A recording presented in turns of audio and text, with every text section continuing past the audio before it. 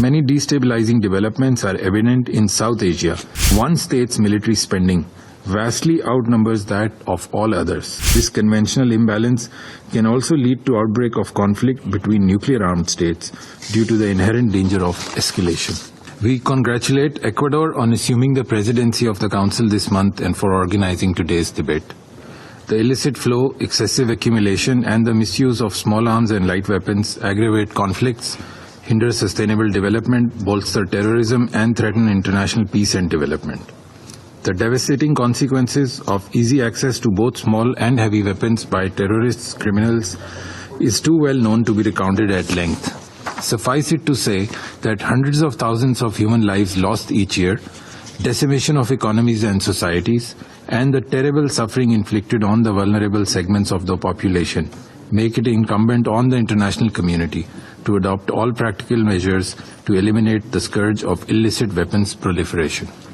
The UN Programme of Action, the International Tracing Instrument, and the Firearms Protocol provide solid normative frameworks to address the regulation of these arms. All states need to intensify efforts to fully implement these mechanisms. For developing countries, the role of international assistance and cooperation is critical. It is the principal enabler of efforts to regulate these arms. We therefore call for stronger commitment from the international community to mobilize resources towards this end. Madam President, Pakistan is deeply concerned at the possession and use of modern and sophisticated arms and weapons such as guns with lasers, night vision devices, and thermal sighting systems by the terrorist group Tehreek-e-Taliban Pakistan, TTP, a UN-listed terrorist organization. This week, we have witnessed the havoc wreaked by the TTP in a heinous and cowardly terrorist attack against our security forces, killing more than 23 personnel.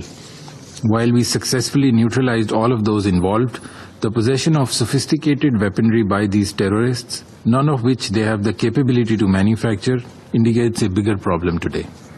Terrorists and criminals do not manufacture these arms.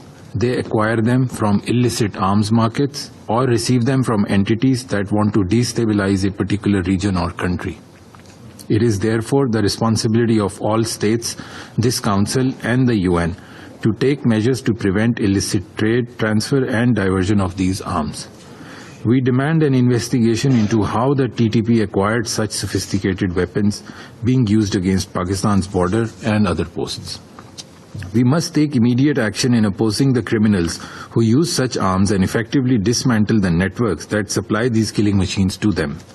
Pakistan will continue to work closely with the international community towards exposing those who are responsible for supporting, financing, and externally sponsoring such operations. Madam President, arms control must extend beyond small arms and light weapons to cover conventional weapons. The huge accumulation of conventional and related capabilities in cyberspace, outer space, and other domains is creating dangerous imbalances which can trigger conflicts. The final document of SSOD-1 provided a robust roadmap for the limitation and gradual reduction of conventional weapons within the framework of general and complete disarmament. Regrettably, this agreed vision has not been realized. Instead, we find ourselves amidst a persistent increase in global military expenditures. Many destabilizing developments are evident in South Asia, where one state's military spending vastly outnumbers that of all others. The generous supply of conventional weaponry to this state, together with its strategic capability, is fueling instability, jeopardizing the delicate regional balance, hindering resolution of long-standing disputes, reinforcing its sense of impunity and hegemonic designs, and impeding the realization of durable peace and sustainable development in the region.